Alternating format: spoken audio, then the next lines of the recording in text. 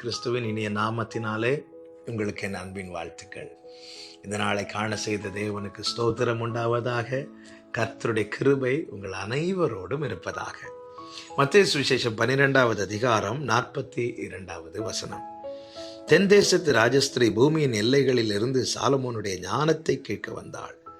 இதோ சாலமோனிலும் பெரியவர் இங்கே இருக்கிறார். கர்த்தருடைய பரிசுத்த நாமம் மகிமைப்படுவதாக.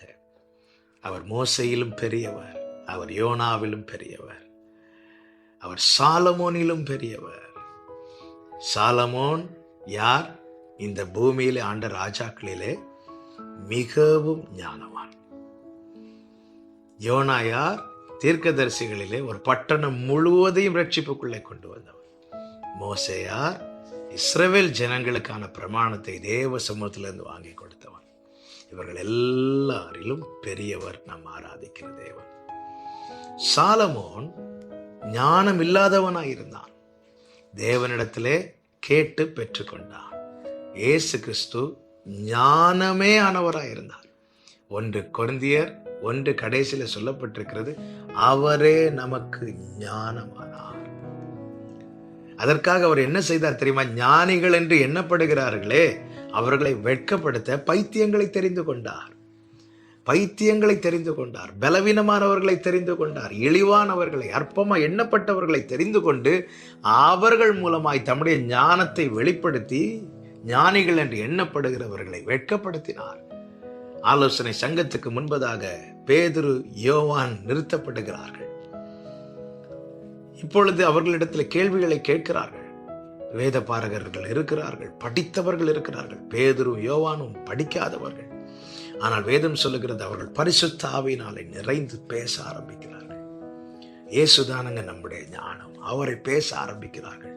அவர்கள் பேசுகிற தைரியத்தை கண்டு அவர்கள் ஆச்சரியப்பட்டார்கள். ஏன்னா இவங்க ஸ்கூலுக்கே போகல, இவங்க ஒரு எழுத்து கூட படிக்கல. எப்படி இந்த தைரியம், எப்படி இந்த ஞானம்?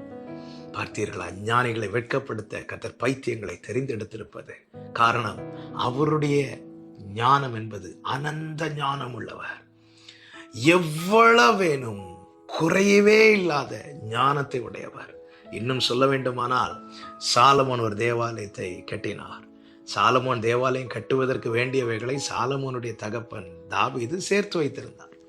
அது மாத்திரமல்ல, சாலமோனுக்கு உதவும்படியான அநேக ஆட்கள் அங்கே சேர்க்கப்பட்டிருந்தார்கள். இன்னும் சொல்ல வேண்டுமானால், யுத்தமில்லாத இளைப்பாறுதல். சாலமோன் ஒரு காரியத்தை செய்யும் போது அதை தடுக்கிறதற்கென்று யாருமே கிடையாது, ஒருவரும் கிடையாது. எல்லாம் செய்யலாம், எல்லாமே அனுகூலமாக இருந்தும் சாலமோன் 7 ஆண்டுகள் எடுத்தார் இந்த ஆலயத்தை கட்டி முடிக்க. ஆண்டவராகிய இயேசு கிறிஸ்து தம்முடைய சரீரமாகிய ஆலயத்தை குறித்து என்ன சொன்னார் தெரியுமா? ஆமென். நமக்கு தெரியும், இயேசு இந்த பூமியில் வருவதற்கு முன்னமே பிரச்சனை ஆரம்பித்து விட்டது. யோசேப்பு மரியாளை தள்ளிவிட நினைக்கிறான். அவர் பிறந்த நாளில் பிரச்சனை. அவருக்கு சரியான இடம் இல்லை. பிறந்து வளருவதற்கு முன்னமே ஏரோது அவரை கொல்ல வகை தேடுகிறான். அவர் இந்த பூமியிலே தோன்றின நாள் முதல் அவருடைய கடைசி வரைக்கும் பிரச்சனை பிரச்சனை பிரச்சனை. எதுவுமே அனுகூலம் இல்லை.